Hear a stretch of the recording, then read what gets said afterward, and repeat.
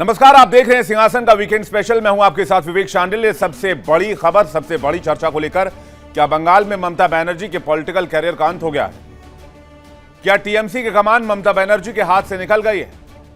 पिछले 60 दिन में अर्श से फर्श पर आना किसे कहते हैं, यह बंगाल की राजनीति में दिखा।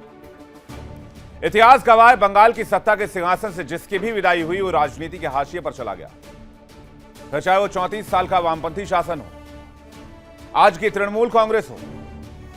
पश्चिम बंगाल की राजनीति में इस वक्त जो हो रहा है उसकी कल्पना तो किसी ने नहीं की थी। जो ममता बनर्जी चंद दिनों पहले तक पूरे बंगाल की अघोषित दीदी थी, बंगाल की कमान उनके हाथ में थी, बंगाल की मुख्यमंत्री थी, पश्चिम बंगाल में सबसे मजबूत राजनीतिक चेहरा थी, लेकिन आज चंद दिनों के बाद ही उनकी राजनीतिक जमीन पूरी तरीके से खिसकती नजर आ रही है।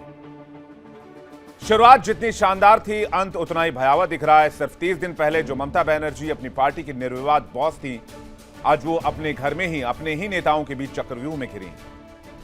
तृणमूल कांग्रेस ताश के पत्तों की तरह बिखर रही है। बंगाल की राजनीति से ऐसा लग रहा है कि ममता बनर्जी का युग अब समाप्त तो होता जा रहा है। हालांकि भविष्य के बारे में कुछ भी नहीं कहा जा सकता, लेकिन जिस तरह से ममता बनर्जी को फिलहाल हाशिए पर डाला जा रहा है और टीएमसी की कमान उनके हाथ से निकल रही है, ऐसे में उनकी वापसी मुश्किल नजर आती है। लेकिन 30 दिन में ऐसा क्या हुआ जिसके कारण संभावना जताई जा रही है कि ममता के पॉलिटिकल करियर का अंत हो सकता है? 30 दिन पहले बंगाल में ममता बनर्जी की सरकार थी। 30 दिन बाद बंगाल में सुवेंदु अधिकारी बीजेपी की सरकार है। 30 दिन पहले बंगाल में टीएमसी सबसे बड़ी पार्टी थी। 30 दिन के बाद बंगाल में बीजेपी सबसे बड़ी पार्टी है। 30 दिन पहले बंगाल में टीएमसी में अंदरूनी कलह थी, लेकिन 30 दिन के बाद अब ममता बनर्जी की पार्टी ही टूट गई है। अपने ही ममता बनर्जी को छोड़कर जा चुके हैं। टीएमसी के 60 विधायक सुब्रत बनर्जी के साथ टीएमसी का दावा ठोक रहे हैं। 30 दिन पहले ममता के साथी सभी विधायक सांसद सब साथ थे। 30 दिन बाद ममता के साथ सिर्फ 20 विधायक बचे। पार्टी की अंदरूनी कलह अब मीटिंग रूम से निकलकर विधानसभा की दहलीज तक आ गई है। ममता बनर्जी ने सोचा था कि ऋतव्रत बनर्जी और संदीपन साहा को पार्टी से निष्कासित करने के बाद वो पार्टी के अंदर हो रहे बगावत को कुचल देंगे, लेकिन ऐसा नहीं हुआ। हुआ क्या? हुआ इसके उलट। ममता बनर्जी को यह दांव बहुत भारी पड़ गया। पश्चिम बंगाल के विधानसभा से जिस ऋतव्रत बनर्जी को निकाला गया, उन्हीं ऋतव्रत बनर्जी को विधानसभा के अध्यक्ष रविंद्रनाथ बसु ने बागी गुट को आधिकारिक मान्यता दे दी। इतना ही नहीं, पार्टी से निकाले गए ऋतव्रत बनर्जी को अब विधानसभा में आधिकारिक तौर पर नेता प्रतिपक्ष भी स्वीकार कर लिया गया है। चलिए बताते हैं कैसे ममता बनर्जी और अभिषेक बनर्जी के खिलाफ पश्चिम बंगाल में गेम पलटा। दरअसल दिखता है ये कि महाराष्ट्र के जैसा कुछ हुआ। शिंदे स्टाइल में तख्ता पलट ने ममता बनर्जी और अभिषेक बनर्जी के समानांतर एक नया कमांड स्ट्रक्चर खड़ा कर दिया। बागी गुट का दावा है कि उनके पास 2/3 यानी कि 60 विधायकों का समर्थन है।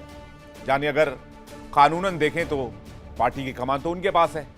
ममता बनर्जी के साथ सिर्फ 20 विधायक बचे हैं।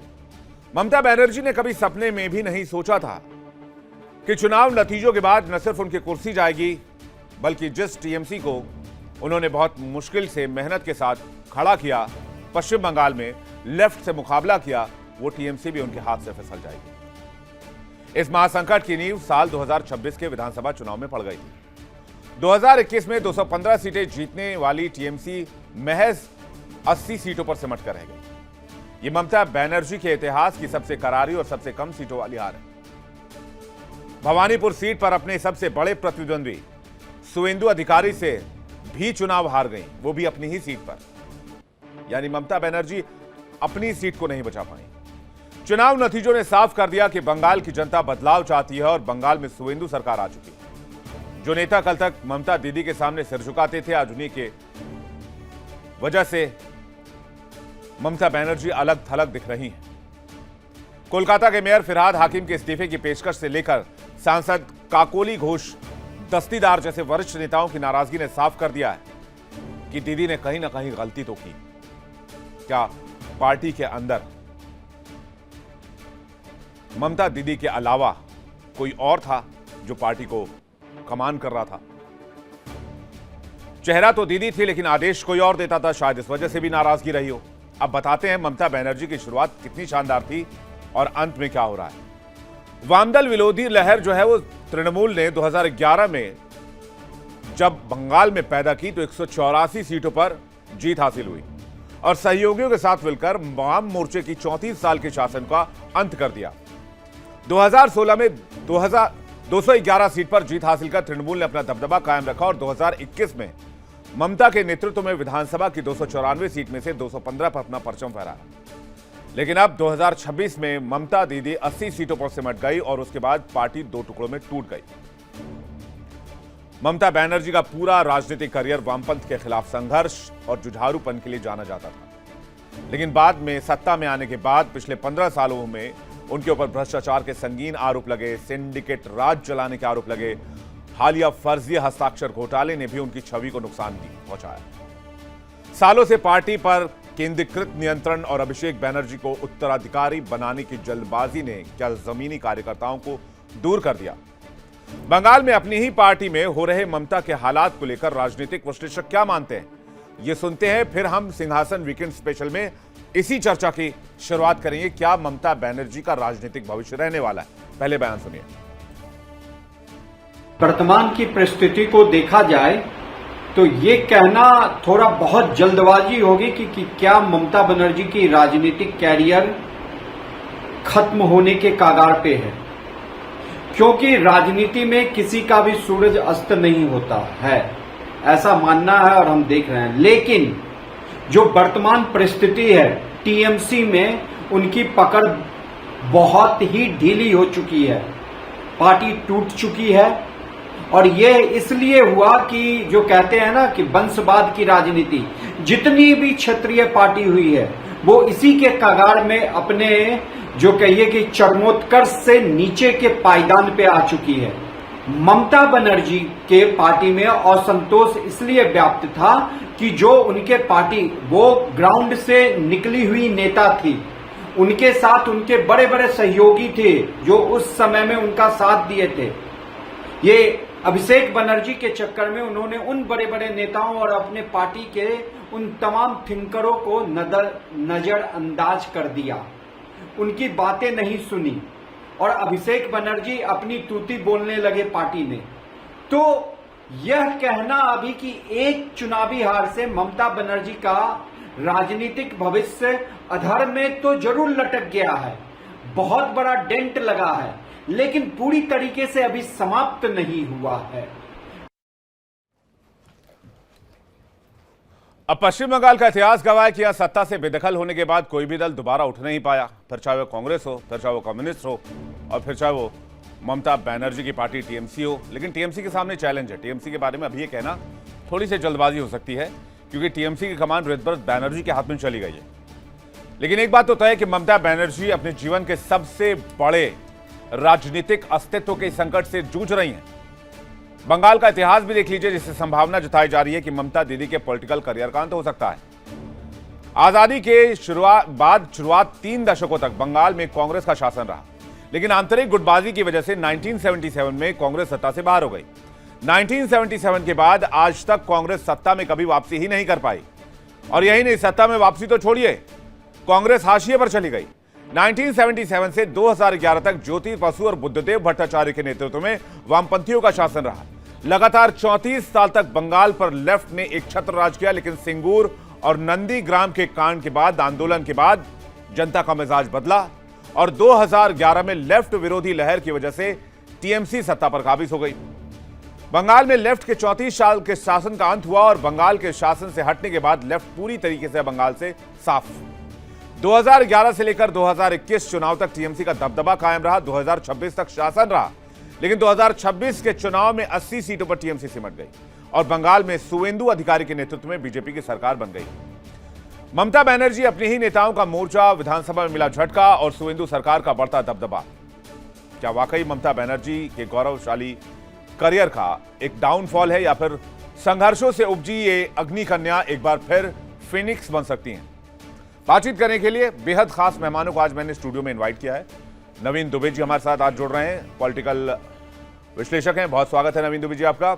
हमारे साथ संजय मिश्रा जुड़ रहे हैं, राजनीतिक विश्लेषक हैं, बहुत स्वागत है संजय जी आपका। हमारे साथ सौरभ दुबे जुड़ रहे हैं, राजनीतिक विश्लेषक हैं। सौरभ जी, आपका भी बहुत बहुत स्वागत है। मेरा पहला सवाल सौरभ दुबे जी आपसे है कि क्या देख रहे हैं आप भविष्य ममता बनर्जी को, अगर हम बंगाल में देखें तो? देखिए विवेक भाई, चुनाव में हार जीत लगी रहती है। चुनाव में हार जीत होती है, लेकिन इस तरह से ममता बनर्जी जो चुनाव हारी है, ये एक तरह से उनकी इज्जत जो है वो मिट्टी में मिल गई पूरी पार्टी की। और कहते हैं कि जख्म कभी ना कभी भर जाते हैं, लेकिन राजनीति में ऐसा होता नहीं। ये जख्म बहुत गहरा है और बहुत लंबे अरसे तक जो है वो ममता दीदी के पास रहने वाला है। देखिए, ममता दीदी ने जो 15 साल जनता को दुख दिया, दर्द दिया, धोखा दिया, बदले में वो 5 साल जनता से और मांग रही थी, लेकिन जनता ने पूरी तरह से जो है वो ममता दीदी को नकार दिया। देखिए, पश्चिम बंगाल के अंदर लगातार हमने देखा 15 वर्षों के अंदर कि तमाम ऐसी बातें निकल के आ रही थी कि वहाँ पर हिंदुओं को प्रताड़ित किया जा रहा है, हिंदुओं के त्योहारों पर जो है पथराव हो रहे हैं, जुलूसों पे पथराव हो रहे हैं, तमाम ऐसी बातें। ठीक है, ये तो फैक्टर रहा कि चुनाव का रिजल्ट का। ठीक है, मैं उसी पे आ रहा हूँ, मैं आपसे आगे का पूछ रहा हूँ, मैं बता रहा हूँ उसी को। अब देखिए, जब वो जो दुख और दर्द था ना, वो जनता महसूस कर रही थी, या आप कह सकते हैं अन्य विपक्षी पार्टियां, खासतौर पे बीजेपी के कार्यकर्ता महसूस कर रहे थे। अब जब चुनाव ममता दीदी हार गई हैं, बीजेपी चुनाव जीत चुकी है, तो जो पार्टी के अंदर घमासान हो रहा है, पार्टी के अंदर जो टूट हो रही है, ये दुख और दर्द का पहाड़ अब ममता दीदी पे टूट पड़ा है। देखिए, अब जिस प्रकार से टीएमसी का भविष्य वो बहुत उज्जवल नहीं दिखाई दे रहा है। टीएमसी के अंदर जिस प्रकार से लोग छोड़ करके भाग रहे हैं, दूसरी पार्टी को ज्वाइन कर रहे हैं, लेकिन उनके अंदर ही जो 60 विधायकों के समर्थन के साथ विपक्ष के नेता ऋतुराज बनर्जी जो है, ऋतुव्रत बनर्जी बनने जा रहे हैं। ये का बहुत बड़ा जो है ममता दीदी के ऊपर जो है वो अपनी पार्टी के लोगों ने, चाहे उसको आप विश्वासघात कह लीजिए, चाहे वो प्रहार कर लीजिए, टीएमसी वाले बताएंगे उसको विश्वासघात है या प्रहार, लेकिन ये स्पष्ट हो गया कि अपनी ही पार्टी के अंदर कोई भी संवैधानिक तरीके से ममता दीदी काम नहीं करती थी।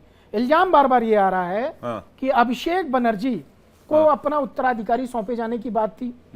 नवीन जी भी जानते हैं, संजय जी भी जानते होंगे कि इस चुनाव में अगर ममता दीदी जीतती तो ऐसा उन्होंने पहले ही दावा किया था कि अभिषेक बनर्जी को मुख्यमंत्री के रूप में जो है पश्चिम बंगाल की शपथ दिलाने वाली है। लेकिन पश्चिम बंगाल की जनता क्या अभिषेक बनर्जी के नाम पर वो तैयार होती?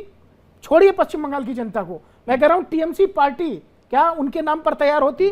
बिल्कुल नहीं होती। इसका प्रमाण हमको मिल चुका है कि उन्हीं के नाम की वजह से साफ साफ कई विधायकों ने इल्जाम लगाया कि हम लोगों की आवाज को पश्चिम बंगाल में टीएमसी के अंदर दबाया जाता था। अगर किसी बात का हम विरोध करें तो उस पद से या तो हटा दिया जाता था या पार्टी से हमको निष्कासित कर दिया जाता था। आज वो जितने भी सुर हैं और स्वर हैं वो इकट्ठा हो गए हैं और कहीं ना कहीं जो ममता बनर्जी, मतलब आप ये कह रहे हैं पार्टी के अंदर हालात ठीक नहीं थे? बिल्कुल नहीं ठीक थे। ये वहां के विधायक कह रहे हैं। ममता बनर्जी कमांड नहीं कर रही थी, अभिषेक बनर्जी चला रहे थे पार्टी और अपने हिसाब से चला रहे थे। पिछले 2 से 3 वर्षों में अभिषेक बनर्जी जो जिस प्रकार से पार्टी के ऊपर अपनी कमांड बनाने की कोशिश की उन्होंने, वो कहीं ना कहीं मुझे लगता है कि टीएमसी के लिए बहुत खतरनाक रहा। नवीन जी, खुलकर पहले क्यों सामने नहीं आए? नहीं, देखिए बहुत सारी चीजें हैं, काफी कुछ डिटेल में सौरभ जी ने बताया है। मुझे जो समझ में आता है, देखिए अब हम लोग चुनाव हो गया, किन मुद्दों पर वोट पड़ा, ये सब चीज अलग हो गई। फाइनली वहाँ भारतीय जनता पार्टी को एब्सोल्यूट मेजोरिटी मिली और बढ़िया मतदान किया है लोगों ने, तो उसके लिए बीजेपी को पहली चीज तो बधाई होनी चाहिए। दूसरी चीज आती है कि ममता बनर्जी का भविष्य क्या होगा, ये बड़ा अहम मुद्दा है राजनीतिक गलियारों में। हम लोग भी आज इस पर चर्चा कर रहे हैं। देखिए, हमने एक चीज देखी है, पार्टियां टूटती हैं, कई बार टूटी हैं, और टूटने के बाद वापस एकजुट भी हुई है, फिर खड़ी हुई हैं, ये भी हमने देखा। मैं ताजा एग्जाम्पल आपको देता हूं, उत्तर प्रदेश में समाजवादी पार्टी का विभाजन हुआ, चाचा अलग हुए, मुलायम सिंह जी और अखिलेश यादव एक तरफ हो गए, अलग हुए। लोगों को कोई कल्पना नहीं कर रहा था कि वापस कभी प्रगतिशील समाजवादी पार्टी का विलय होगा समाजवादी पार्टी में, कोई उम्मीद नहीं कर रहा था, लेकिन हुआ। और होने के बाद वो एकजुट हुए और आज की तारीख में उत्तर प्रदेश में सबसे बड़े विपक्ष के रूप में विधानसभा में है और लोकसभा में वो देश के अंदर तीसरी सबसे बड़ी पार्टी है आज की तारीख में जी। अब तीसरी चीज एक और आती है भारतीय जनता पार्टी में। उससे पहले एक चीज कहूंगा, अगर कोई भेड़िया या उस तरीके का जीव है, उसको आप घास खिलाओगे तो वो नहीं खाएगा, उसको तो मांस, जो मांसाहारी जीव है, मांसाहारी जीव है, मांस चाहिए।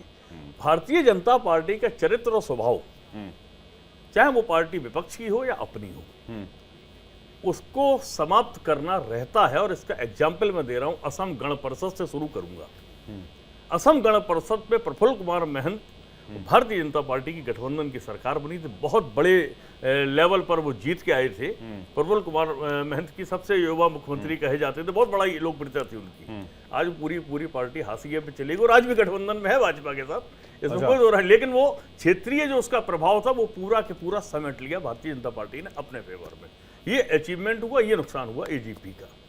अब आप आ जाइए एनसीपी को ले लीजिए, महाराष्ट्र में शिवसेना को ले लीजिए। शिवसेना तो सबसे बड़ा सनातनी संगठन और सनातनी पार्टी बाला साहब के जमाने से रही है। और वो शिवसेना बहुत कंधे से कंधा मिलाकर, ये यूं कहिए कि पूरा बल देने का काम भाजपा को करती थी।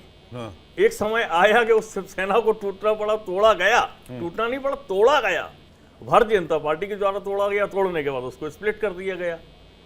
एनसीपी के साथ भी वही हुआ। ये सब वो लोग दल हैं जिन्होंने भारतीय जनता पार्टी का समर्थन किया। आरएलजेपी रामविलास पासवान की पार्टी थी, लोक जनशक्ति पार्टी, उसका हिसाब हमने देखा।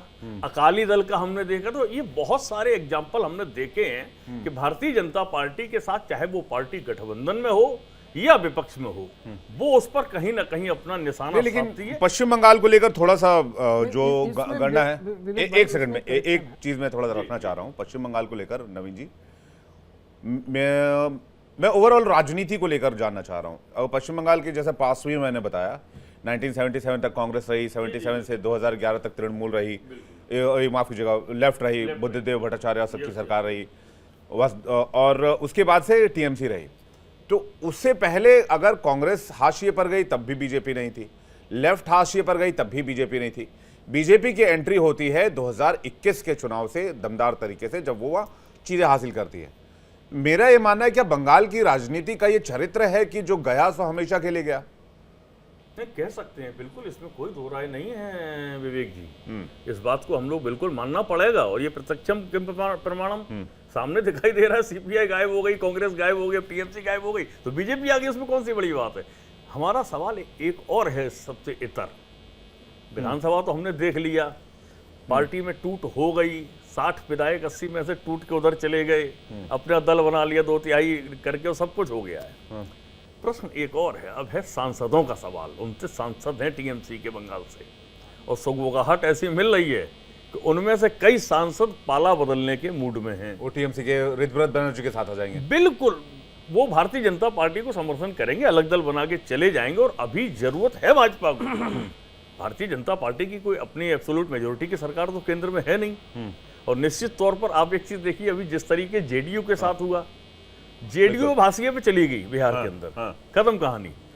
यही हाल कमोबेश टीएमसी का होना, यही आने वाले समय में चाहे असम गण परिषद हो, एनसीपी हो, शिवसेना हो, सबका यही होना है। और मैं बता दूं कि अब भारत की राजनीति में हम लोगों ने एक नई चीज देखी है कि चुनी हुई सरकार, जनादेश की सरकार को तोड़ा जाता है, और तोड़ने के बाद उनके लीडर टूटते हमने देखा ना। ज्योतिरादित्य सिंधिया का तो कांग्रेस सरकार चल रही थी अच्छी खासी। तो ज्योतिरादित्य सिंधिया तो बहुत कंफर्टेबल पोजीशन में है, सेंट्रल मिनिस्टर है।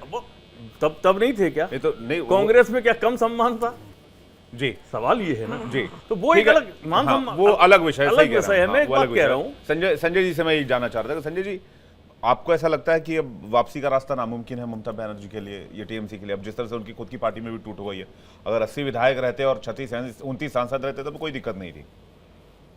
नहीं, देखिए बंगाल की राजनीति में एक चीज़ हुआ है, जैसे आपने कहा कि कांग्रेस खत्म हुई फिर नहीं आई दोबारा, वाम फ्रंट वाले खत्म हुआ और दोबारा नहीं आए, बिल्कुल ठीक है। टीएमसी में और इनमें एक अंतर है।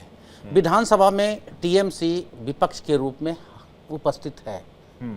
फर्क इतना है कि टीएमसी का नेतृत्व बदलता हुआ नजर आ रहा है कि आज उस टीएमसी को ममता बनर्जी नेतृत्व नहीं कर रही है, उनका आपसी कलह है। और जैसा दुबे जी ने कहा कि हमने टूटते हुए भी देखा और जुड़ते हुए भी देखा, हालांकि जुड़ने का एग्जाम्पल एक ही है, लेकिन हम कह सकते हैं कि हाँ, उसकी भी राजनीति में और क्रिकेट में हम ये नहीं कह सकते कि हाँ ये बॉल पे छक्का लगेगा या नहीं लगेगा।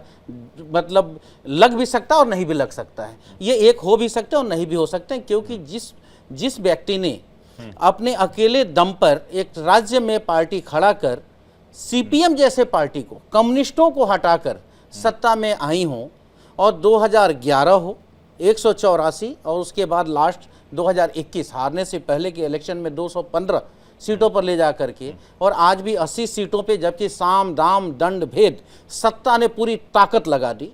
सरकार में बैठी पार्टी, केंद्र की बात मैं कर रहा हूँ, केंद्र सरकार इस तरह से इन्वॉल्व होती है भारतीय जनता पार्टी की राज्यों के चुनाव में, जो पूर्ववत की कोई भी सरकार राज्यों के चुनाव में इतनी दिलचस्पी किसी भी सरकार की नहीं रही है। प्रचार में प्रधानमंत्री गए जरूर हैं, 2 गए 4 गए बिल्कुल किए हैं, लेकिन जिस तरह से प्रधानमंत्री 24 आवर्स राज्यों के चुनाव में, पंचायत के चुनाव में, हर चुनाव में, वो तो कहते हैं मैं बीजेपी का कार्यकर्ता भी हूँ। सभी अपने दल के कार्यकर्ता होते हैं, जो प्रधानमंत्री बनते हैं वो पार्टी से ही तो आते हैं। लेकिन आप जिस तरह से इन्वॉल्व होते हैं वो ठीक है, आप होइए, लेकिन जिस तरह से बंगाल में देखने को मिला है, 27 मुख्यमंत्री साहब, मैंने सुना कि 27 मुख्यमंत्री बंगाल में लगाए गए थे, सारे राज्यसभाओं के सांसदों को वहां पे लगा दिए गए थे। तो गलत क्या है? नहीं, कुछ नहीं गलत है। तो मैं कह रहा हूं कि इतनी ताकत झोंक कर, इतने पैसे फूंक कर, इतने नेगेटिव प्रचार करके, और आप 5% वोट ज्यादा ले जा करके सरकार यदि बनाते हैं, और मुख्यमंत्री उसी को बनाते हैं जिसके लिए प्रधानमंत्री ये कहते हैं कि ये कट मनी कैमरे के सामने लेते हुए सबने देखा है, तो आपकी कोई अचीवमेंट तो नहीं है। आप देश के सामने कुछ भी ऐसा नहीं दिया कि भैया नहीं ठीक है, हमने एक नया चेहरा दिया है। आपने टीएमसी को तो सत्ता चला रहे हैं, टीएमसी वाले आज भी बंगाल, भारतीय जनता पार्टी का तो नाम है सिर्फ। शुभेंदु अधिकारी कौन है? शुभेंदु अधिकारी को आप देखिए तो टीएमसी से आया हुआ है, और आप लेकर आए हैं, आरोप लगाकर जबरदस्ती लेकर आए हैं। तो विचारधारा कहीं ना कहीं वो कटमनी कैसे आज खत्म हो जाएगी? जिस व्यक्ति को आप आरोप लगाते हैं 15 में, तो स्वभाव कहाँ बदलता है साहब इस उम्र में आकर के? तो मैं कह रहा हूं कि टीएमसी को खत्म होना, मतलब जो एग्जाम्पल्स अभी कांग्रेस और वामदल को हम लेते हैं हाँ। उससे थोड़ा सा उलट होगा, क्योंकि टीएमसी जिंदा है, विपक्ष में है, और ममता बनर्जी अपना कहीं ना कहीं कुछ ना कुछ अपना राजनीतिक, चूंकि 45% आज के इस वोट में भी देखेंगे 40% जनता ममता बनर्जी के नाम पर वोट था। टीएमसी को जो वोट है वो ममता के नाम पर है, ममता के चेहरे पर है। हार के लिए जहां तक बात हुई है, सिर्फ एक जो विधायक टूट कर गए हैं, वो अभिषेक बनर्जी को टारगेट करना और सिर्फ एक अभिषेक बनर्जी को जिम्मेदारी ठहरा देना, ये उचित नहीं होगा। उसके बहुत सारे कारण भी हो सकते हैं। 15 साल का शासन कम नहीं होता है साहब, जनता में आक्रोश भी होता है, एंटी इनकम्बेंसी भी होती है, और क्षेत्रीय मुद्दे भी होते हैं। क्या पता पार्टी के अंदर एंटी इनकम्बेंसी हो सौरभ जी? हाँ है ना, आया ना। लेकिन सवाल यहाँ फिर उठता है कि क्या भारतीय जनता पार्टी के षड्यंत्र का नतीजा है ये? क्योंकि पहले जब इनको दिख रहा था, तब सवाल क्यों नहीं उठाया उन्होंने? जब वो मीटिंग में बैठे होते थे, आप वो बोलते कि भैया मैं नहीं मानता इनको नेता, नहीं तो हम तो जा रहे हैं घर को। तो जब इन्होंने नहीं बोला, तो कोई भी पार्टी जब टूटती है उसके बाद ही नेताओं के बयान आते हैं। और शिवसेना, जैसे इन्होंने कहा, तोड़ दिया गया, शरद पवार की पार्टी को तोड़ा गया, ये सब टूटे हुए लोग नहीं है। तोड़ा तो ठीक वैसे टीएमसी तोड़ा गया है, टूटी नहीं है। आप किसी को तोड़ेंगे कैसे? अगर सामने वाला कमजोर है तभी तो टूटेगा। हाँ, कमजोर है तो कैसे तोड़ दीजिएगा? हाँ, ईडीसीबीआई है ना तोड़ने के लिए, दीजिए। और ऊपर से पैसा भी है बीजेपी। ईडीसीबीआई से डरना क्यों है भाई साहब? चोर की दाढ़ी में तिनका फिर नहीं डरना ना। नहीं तो एक काम करिए, ऐसा कोई नियम ले आइए कि विपक्ष के नेता के अंडर में ईडीसीबीआई दे दीजिए। देखिए प्रधानमंत्री कैसे डरते हैं। तो आप लोग पहले क्यों नहीं दिए फिर? देखिए, मुझे लगता है कि चूंकि चुनाव दर चुनाव विपक्ष के लोग हार रहे हैं, और मुझे लगता है कि जो लोग चुनाव हार रहे हैं उन पार्टियों के लोग, उनके कार्यकर्ता और उनके समर्थक जो हैं, उनकी कहीं ना कहीं मानसिक स्थिति खराब हो चुकी है। देखिए, एक बड़ी अजीब सी बात कही इन्होंने कि विपक्ष को ईडी और सीबीआई दे दीजिए, फिर संविधान की दुहाई देंगे। संवैधानिक संस्थाएं जो है वो सरकार के पास होती है या स्वतंत्र चलती है या विपक्ष को दे दी जाती है, ये भी एक विषय इन्होंने छेड़ दिया। मैं सबसे पहली बात तो नवीन दुबे भाई साहब ने जिक्र किया समाजवादी पार्टी का। देखिए, समाजवादी पार्टी में जब शिवपाल यादव जी ने दूसरी पार्टी बनाई थी, तो उन्होंने एक शक्ति परीक्षण किया था। उस शक्ति परीक्षण में पूरी तरह से फेल हो गए थे। कोई मतलब 10 विधायक भी उनके आवास पर नहीं जुटे थे, और अखिलेश यादव जी के यहाँ सारे विधायक चले गए थे। वो तो जो विधायक दल का नेता चुना जाता है, इसका मतलब उसके पास विधायक होते हैं बड़ी संख्या में। तो विधायकों ने अपना नेता उनको चुन लिया, अखिलेश यादव को, तो पार्टी वहां चली गई। उसी तरह से जो टीएमसी में आपकी फूट हुई है भैया, 80 में से 60 एक तरफा गए हैं। तो आप ये कह रहे हो कि बीजेपी ने तोड़ दिया, अब इसको क्या कहा जाए? आप कह रहे हो शिवसेना को बीजेपी ने तोड़ दिया, आप कह रहे हो कि पवार जी की पार्टी को बीजेपी, आपको ये नहीं पता कि संविधान में नियम और कानून से चलता है ये देश, पार्टियों के अंदर भी संविधान होता है, और अगर कहीं भी आपने जो है पार्टी को तोड़ा और 2/3 आपके पास जो है वो सांसद या विधायक नहीं है, तो उस स्थिति में क्या होता है, आप कोर्ट में चैलेंज करते हैं, और दोनों स्थिति में चाहे वो शिवसेना का मामला हो चाहे पवार साहब की पार्टी का मामला, बाकायदे कोर्ट गए और कोर्ट से सिंबल, शिवसेना का सिंबल जो है वो कोर्ट से फैसला हुआ, कोर्ट से उनको मिला है, और अजीत पवार की पार्टी को एनसीपी का सिंबल मिला है। इसी प्रकार से ममता बनर्जी के साथ स्थिति ये हो गई है कि आप देखिए, जब तक जीतते हैं तो सब पीछे लगे रहते हैं कि हाँ दीदी बहुत बढ़िया बहुत बढ़िया, संकट का समय आता है तो पता चलता है कि आपकी वास्तविक स्थिति क्या थी, और आप वहां वास्तविक स्थिति में पूरी तरह से फेल नजर आ रही है ममता दीदी। वहां पर अगर नहीं, अंदर क्या हुआ, अंदर क्या हुआ, अंदर मैंने ऋतुव्रत बैनर्जी संदीपन साहा को अगर बगावती हुए तो उनको मनाया जाना चाहिए था, न कि उनको पार्टी से बाहर निकाल दिया तुरंत एक्शन लेके। फिर 60 विधायक उनके साथ अलायन थे, ये खबर ही नहीं थी आला कमान को, यानी कि ममता बनर्जी को और उनके राइट हैंड सो कॉल्ड अभिषेक बैनर्जी को, जो कि बहुत पावरफुल माने जाते, कहते हैं उनके घर के आगे आप फोटो नहीं खींच सकते, आसपास गाड़ी खड़ी नहीं कर सकते, आप वॉक नहीं कर सकते, बहुत सारे रूल रेगुलेशन। मैंने सोशल मीडिया पे सुना है, पता नहीं इसके पीछे कितनी सच्चाई है। नहीं, बिल्कुल आप सही कह रहे हैं। देखिए इसमें मैं ये कह रहा हूँ, ममता बनर्जी को पार्टी के अंदर क्या चला इस बात की कोई खबर ही नहीं है। 60 विधायक आपके स्लिप होके चले गए, आपको पता ही नहीं, 60 विधायक आपस में मीटिंग करके कब बात कर लिया और कब उन्होंने अपना समर्थन दे दिया और टूट भी गए हो। देखिए क्या होता है विवेक जी, जो जितनी क्षेत्रीय पार्टियां हैं भारत के अंदर, क्षेत्रीय पार्टियों में व्यक्ति विशेष पार्टियां होती हैं। व्यक्ति विशेष पार्टियों के अंदर क्या होता है कि या तो आप परिवारवाद आता है, परिवारवाद सबसे बड़ी प्राथमिकता परिवारवादी होती है, चाहे वो आरजेडी हो, चाहे वो आपका जो है समाजवादी पार्टी हो, और चाहे बंगाल में जो ममता दीदी करने जा रही थी, लेकिन उनके मंसूबों पर वो जो है टीएमसी के कार्यकर्ताओं ने पानी फेर दिया। तो ये तब होता है जब आप तानाशाह बन करके अपनी पार्टी के अंदर अपने विधायकों की मीटिंग नहीं बुलाते, अपने विधायकों को सम्मान नहीं देते। बड़ी तकलीफ हो रही है ज्योतिरादित्य सिंधिया की, अरे ज्योतिरादित्य सिंधिया कह रहे हैं मेरा अपमान हुआ, राहुल गांधी मुझे मिलने का समय नहीं दे रहे हैं, तो मैं चला गया जहां मुझे सम्मान मिलेगा। भारत के ही आदिवासी है ना, जहां सम्मान मिलेगा वहां जाएंगे। भाई असम में हेमंत बिस्वा शर्मा कह रहे हैं कुत्ते को बिस्किट खिलाने के राहुल गांधी के पास टाइम था, लेकिन हेमंत बिस्वा शर्मा के लिए नहीं था।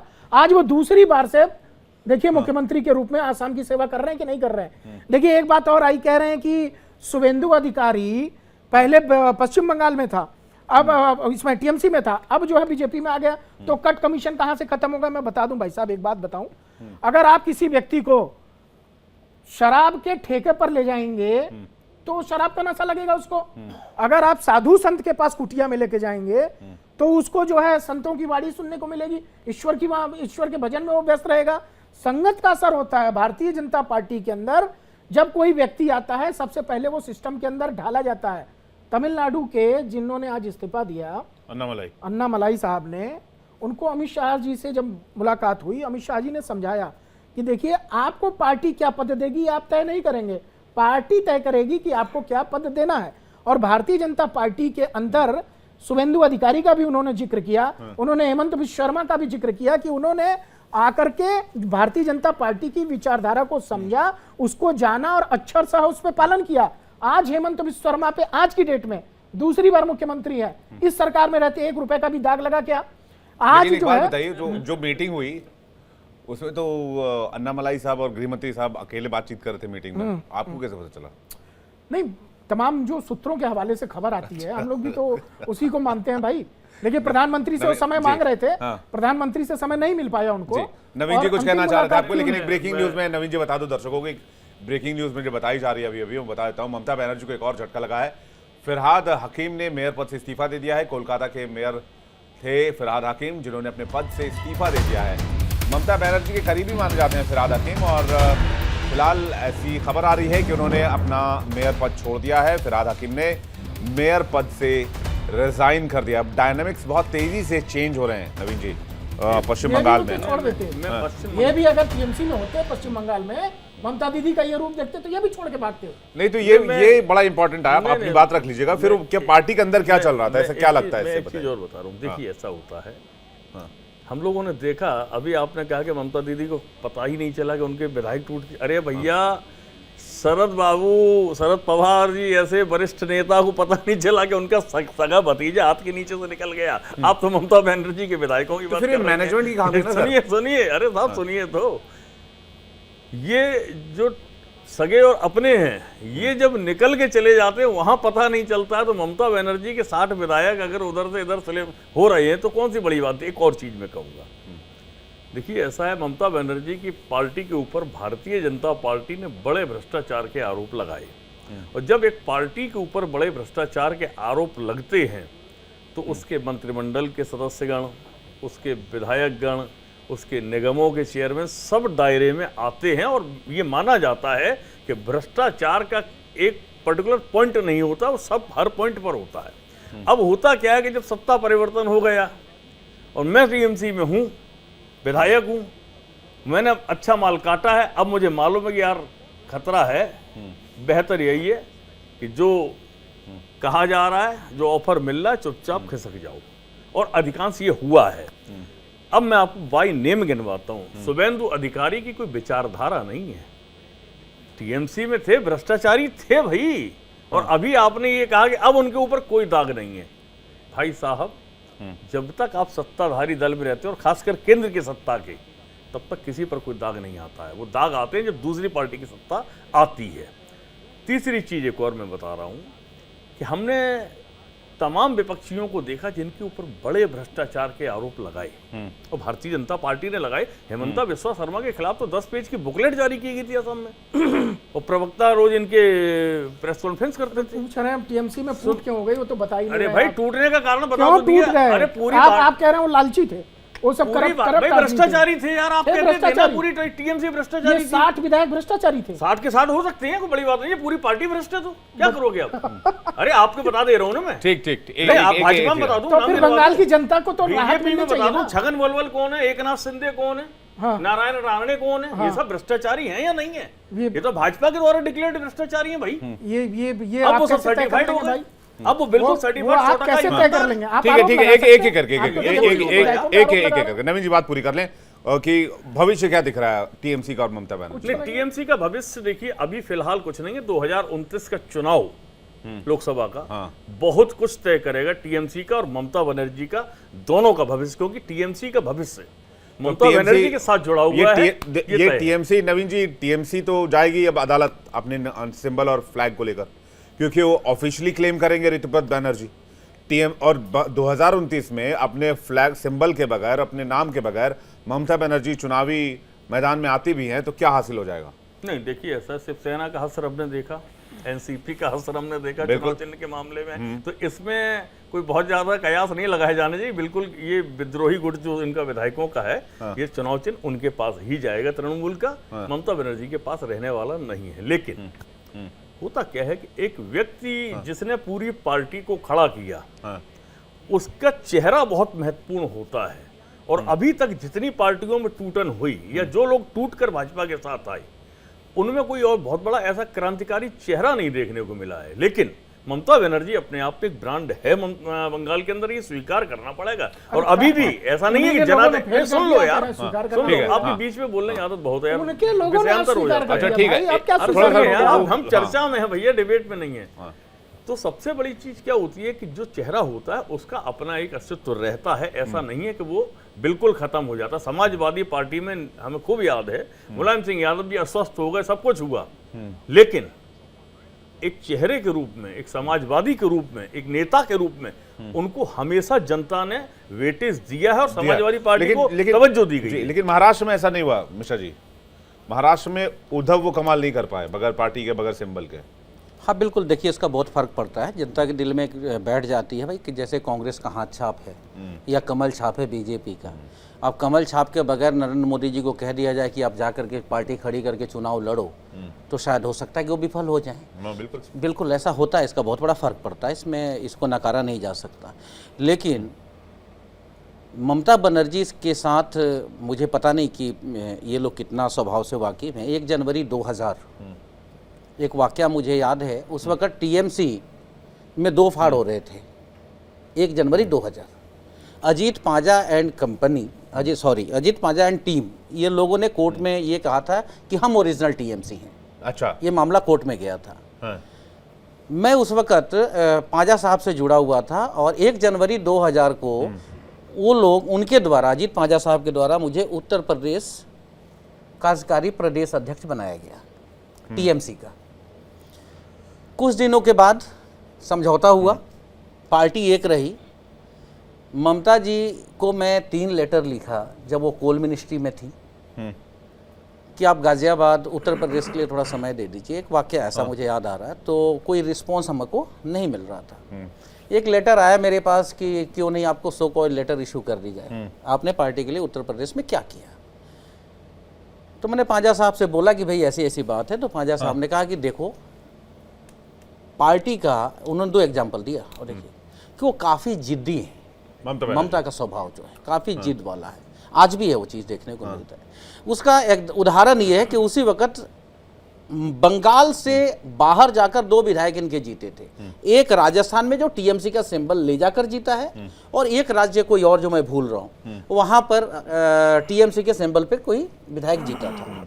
ममता जी बंगाल में निकलती है और मीडिया प्रेस में आके कहती है कि नहीं, बंगाल से बाहर हमारी कोई पार्टी नहीं और हमने कहीं कोई सिंबल नहीं दिया है। वो चले गए। ये फैक्ट है जो मैं पार्टी में काम करते हुए देखा। तो जो टाइम मिला ममता जी से मैं गया वहाँ पे, तो पांजा साहब ने कहा कि एक फाइल लेके जाओ और रिजाइनेशन साथ लेके जाओ, बहस नहीं करना है। तो मैं गया और वही बात थी, 5 मिनट की मीटिंग थी और उनका यही था कि जो तय कर लिया वो तय कर लिया। तो यदि ममता जी का मैं काम करने के उस पर कह रहा हूँ कि यदि उन्होंने तय कर लिया कि बंगाल में वापसी करनी है, तो फिर बंगाल में वापसी कर सकती हैं वो, क्योंकि आपकी जो सरकार है, सौरव जी बतौर विश्लेषक, ना तो आप बीजेपी के पक्षधर हैं, ना मैं टीएमसी का पक्षधर हूं अभी यहाँ बैठकर। बिल्कुल सही बात। राजनीति के अंदर किसी को कम आंक लेना, और वो भी जहां बात ममता का हो, तो रणचंडी के रूप में आने में उनको कोई समय नहीं लगता। ये खतरनाक वाम फ्रंट से ज्यादा नहीं है, ये षड्यंत्र में खतरनाक है। भारतीय जनता पार्टी चाहे वो एसआईआर के नाम पर, जबरदस्ती हरा देने के नाम पर, वोट का फर्क कितना है साहब, 45 समथिंग 84% के आसपास बीजेपी को वोट मिला है, 40 पॉइंट कुछ 80 के आसपास में इनको मिला है, टीएमसी को मिला है। 4-5% वोट इतने षड्यंत्र करके बाद अंतर 10-20% का आप डालते, तो मैं कहता टीएमसी खत्म हो गया। टीएमसी के हाँ मैं बता रहा हूँ, मैं भी नहीं, हाँ मैं बतौर विश्लेषक बोल रहा हूँ। मैं कहता हूँ एसआईआर में जब आप 27 लाख लोगों को ये मानते हैं कि वो वोटर हैं, लेकिन आप कहते हैं कि वोट मत दो इस बार, अगली बार दे देना, ये चुनाव आयोग कहता है, तो फिर आप खिलवाड़ कर रहे हैं संविधान से। सुप्रीम कोर्ट का यदि मैं ये नहीं कह, किसी की बात सुनिए ना, किसी की सुनिए। एसआईआर पर फैसला भी आया ना, एसआईआर पे आया ना फैसला है कि हाँ, फैसले पे मैं बोल रहा हूँ, अगली बार दे लेना।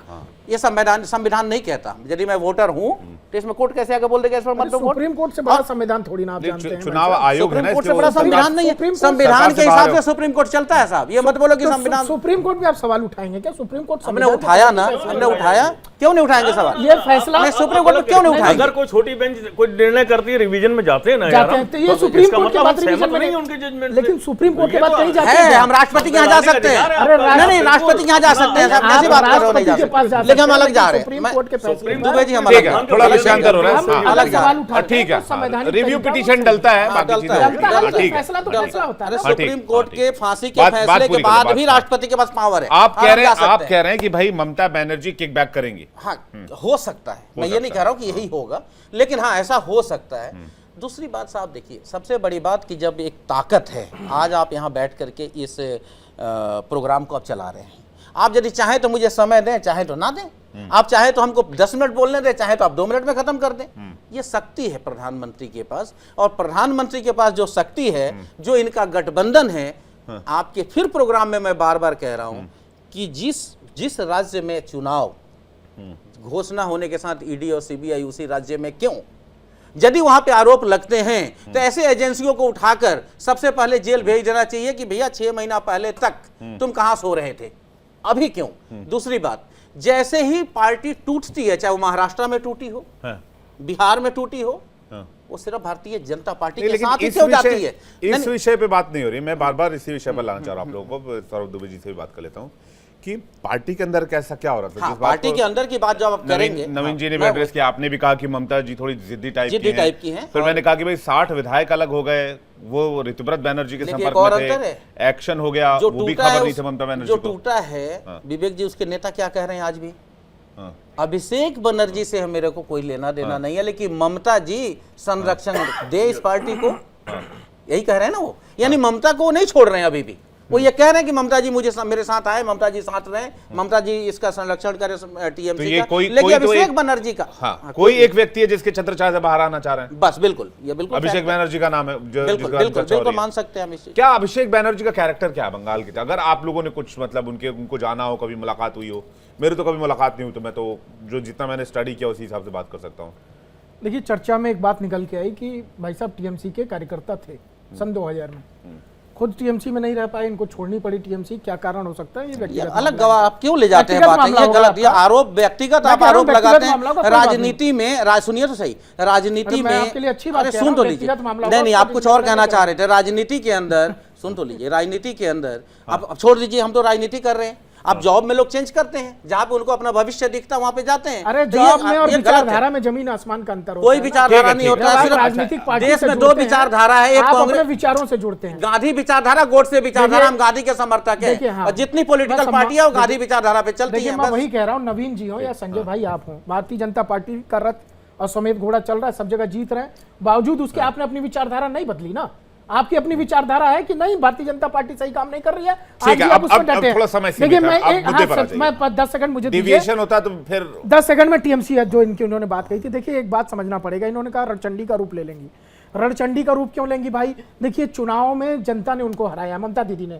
भारतीय जनता पार्टी जो है वो कह रहे हैं उनके अंदर काबिलियत है, वो दोबारा पार्टी को स्ट्रेंथन कर सकते हैं। नहीं सुनिए, जनता ने हराया है तो जनता के लिए रणचंडी का रूप लेने की जरूरत नहीं है। दूसरी बात है ना, ये जो फूट हो रही है ये उनके अंदर की अपनी। विवेक जी आप एक अंतर देखिएगा, एक सेकंड रोकूंगा आपको, एक सेकंड रोकूंगा, फिर अपना कंटिन्यू करिएगा।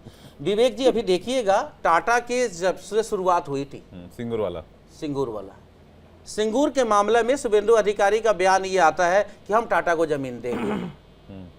मामला आकर वहीं से फिर शुरुआत होगी ममता बनर्जी की। और ये देखिएगा राजनीति में किस तरह से मात खाते हैं, क्योंकि वो बंगाल है और बंगाल में मैं रहा हूं। मैं बचपन से लेकर के 25 साल बंगाल में हमने बिताए हैं, उसके बाद मैं दिल्ली आया हूं। बंगाल की राजनीति को मैं समझ रहा हूं। अभिषेक बैनर्जी का क्या हिसाब किताब नजर आ रहा है? देखिए एक बात, हाँ बिल्कुल अभिषेक बनर्जी पे बता रहा हूं मैं।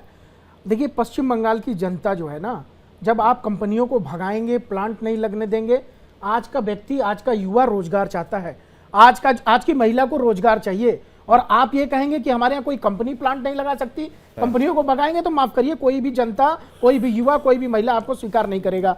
अभिषेक बनर्जी की कहानी आप बता सकते हैं? अभिषेक बनर्जी में बता दीजिए कितनी नौकरियां देती है हर राज्य में बढ़ रही है। मुझे टीएमसी कहानी बताइए। मैं टीएमसी की बात कह रहा हूँ। देखिए मैं इनकी बात से बिल्कुल असहमत हूँ। खुल करके विधायकों ने कहा है कि वो ममता दीदी की पार्टी से और ममता दीदी से नाराज हैं। इसलिए नाराज हैं क्योंकि ममता बनर्जी, बिल्कुल नहीं, अब आप मेरी बात हो जाने दीजिए भैया, आप तो पुराने कार्यकर्ता हैं टीएमसी के, हैं?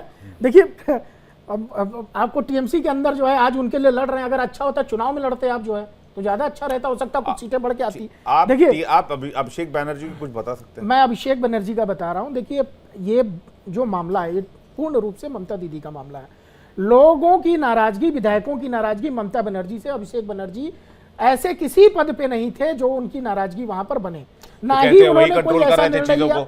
आदेश उन्हीं का रहता था, ये कह रहा हूं कि इसलिए ये ऋतुपत बनर्जी और संदीपन साह और 60 विधायक, और वो ये कह रहे हैं कि ममता बनर्जी आज भी अगर आके हमें लीड करें तो हम तैयार हैं। देखिए एक बात बहुत अच्छी समझने वाली बात है कि हमने देखा था मायावती जी के एक भतीजे साहब ने, उन्होंने उल्लू मतलब पार्टी में जब उस समय थे और उसके बाद इस्तीफा उनको मायावती पार्टी में भतीजा नहीं तो रिलेशन में भतीजे थे, पार्टी में एक पद पे थे और उस पद से मायावती जी ने उनको इस्तीफा दिलवा दिया था कि आप अपने सारे जो पद पर हैं उससे इस्तीफा दीजिए। कारण बड़ा क्विक हुआ था उस समय हुआ इसलिए था क्योंकि उन्होंने अपनी मनमर्जी चलानी चाहिए। एक ऐसा ही केस बीएसपी में भी हुआ। बिल्कुल हाँ बीएसपी में हुआ, मायावती का ही कह रहा हूँ, नवीन जी से बात मैं बीएसपी में कह रहा हूँ। अब वही हाल ममता बनर्जी जी के साथ है। कहने के लिए अभिषेक बनर्जी का नाम है, अभिषेक बनर्जी जी फैसले नहीं लेते थे, फैसले ममता दीदी ही लेती थी। 10 सेकंड लूंगा और ये हार भी ममता दीदी की है, ये लोगों ने नकारा भी। ठीक है, समझ गया। सुनिए, मैं ये जो बात कह रहे हैं ना, मैं महाभारत से इनको जोड़ के बताता हूँ कि जब वो युद्ध होता है महाभारत का, और जब कर्ण बाण चलाते हैं और अर्जुन का रथ 3 रेख पीछे जाता है, तो कहते हैं कृष्ण वहां बैठे बैठे कि वाह कर्ण वाह, लेकिन जब अर्जुन बाण चलाते हैं और कर्ण का एक ही डेग जाता है तो कृष्ण चुप रहते हैं। तो अर्जुन को बुरा लगता है और पूछते हैं कृष्ण, तो कृष्ण कहते हैं कि सोचो तुम्हारे रथ को किसने बांध रखा है, आगे हनुमान जी पताका के रूप में पूरी शक्ति लगा करके खड़े हैं, स्वयं मैं तुम्हारा सारथी बन करके रथ पे उपस्थित हूं, तब तुमको 3 डेग कर रहा है। यदि सोचो यदि मैं यहाँ से उतर जाता और ये सारे 3 लोग साथ छोड़ देते हैं तो तुमको कहाँ लेके जाएगा वो। तो मैं ये कहना चाहता हूं तुम ईडी, सीबीआई और इलेक्शन कमीशन को छोड़ दो, भाजपा कहाँ खत्म हो जाती है। सुनिए, ये पूरी बात नहीं बताई इन्होंने। जब भगवान ने कहा कि श्री कृष्ण मैं स्वयं रथ पे बैठा हूं, ऊपर जो है पताका फहर रही है, हनुमान जी हैं, लेकिन ये तो सब तो ईडीसीबीआई हो गई ना इलेक्शन कमीशन, धर्म के लिए खड़े हैं। तो ये तो जो धर्म का रथ था, आपने अच्छा डॉट कनेक्ट किया, ठीक बात। धर्म के रथ पर बैठे हुए। नवीन जी शायद टीएमसी पर और अभिषेक बैनर्जी की भूमिका पर थोड़ा प्रकाश डालें। नहीं, देखिए निश्चित तौर पर पार्टी के अंदर जो फाउंडर होते हैं या जो चेहरा होते हैं, ये कहें जिनको हम कहते हैं कि कमांडर इन चीफ, उसके पीछे मैनेजमेंट टीम होती है और उसमें टॉप मैनेजर के रूप में अभिषेक बनर्जी की भूमिका थी और निश्चित तौर पर बहुत से लोगों की नाराजगी रही है, इसको आप नकार नहीं सकते हैं। एक और दूसरी चीज मैं बताना चाह रहा हूँ, आपने एक जिक्र किया था कि इंडस्ट्रियलाइजेशन नहीं हुआ, रोजगार नहीं हुआ। मुझे लगता है कि आपका बंगाल से शायद अगर कोई अखबार भी आप बंगाल का पढ़ लेंगे तो आपको समझ में आ जाएगा। मैं व्यक्तिगत तौर पर वहाँ गया हूँ, इंडस्ट्री से जुड़ा हूँ। पानागढ़ में चले जाइए, दुर्गापुर से करीब 20 किलोमीटर, भाई साहब जबरदस्त इंडस्ट्रियल डेवलपमेंट हुआ और बड़ी फैक्ट्रियों के नाम बता दे रहा हूं मैं आपको। इमामी सीमेंट का बिगेस्ट प्लांट अगर वहां लगा है तो वो पानागढ़ के अंदर लगा है। ग्लोबस स्पिरिट्स का बहुत बड़ा सारे यूनिट आप आसनसोल के आसपास के एरिया चले जाइए, आप सीतारामपुर चले जाइए, रानीगंज चले जाइए, हल्दिया चले जाइए, हर जगह इंडस्ट्रियलाइजेशन हुआ है। और आपको बता दूं वहां जमीन देखिए सवाल जी इंडस्ट्री के लिए सवाल मालूम आपको जी 100 रुपए हमको नहीं बताना था, जनता को बताना था ना ये। समय देखिए, लेकिन ये बात तो वक्त जनता की को बात है, मेरे पास बतानी भी थी ना। वक्त का ही सवाल है। जनता ने नहीं स्वीकार की। एक 30-15 सेकंड में देखिए, जनता वो है जो 27 लाख थी जिसको आपने काट के किनारे कर दिया और आप झंडे लेके बुलंद करते रहे। लेकिन ये मैं फिर कहूंगा कि बंगाल के अंदर चाहे वो चुनाव आयोग ने की हो, चाहे सुप्रीम कोर्ट ने की हो, चाहे भाजपा ने की है, लोकतंत्र की हत्या तो हुई है, ये स्वीकार करना पड़ेगा। और ये हम चिल्ला के हर जगह आप लोकतंत्र केरल में जीता हुआ, पे आप सुप्रीम कोर्ट के खिलाफ इस तरह की बात नहीं कह सकते। मैं कह रहा हूं कि उन्होंने लोकतंत्र की हत्या की। नहीं, पिछली बार भी ये गंभीर मामला है। देखिए मुझे लगता है इस तरह से चैनल पे इस तरह की बात नहीं करनी चाहिए।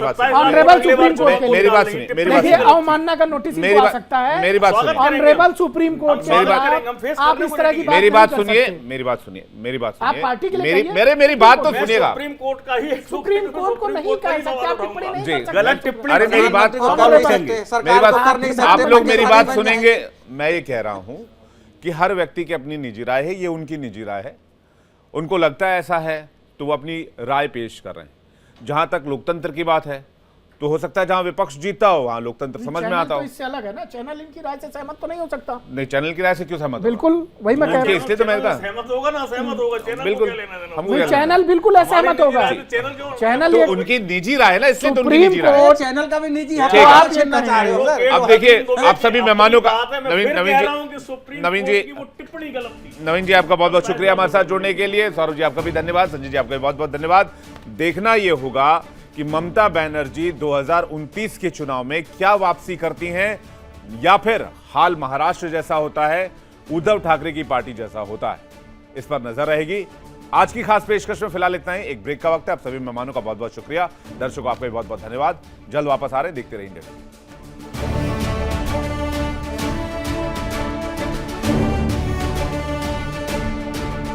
देखिए इंडिया डेली 24/7 अब आपकी स्मार्ट टीवी पर। इंडिया डेली मौजूद है सभी डिजिटल प्लेटफॉर्म पर लाइव और लगातार। इंडिया डेली 24/7 हर दिन राष्ट्र को समर्पित।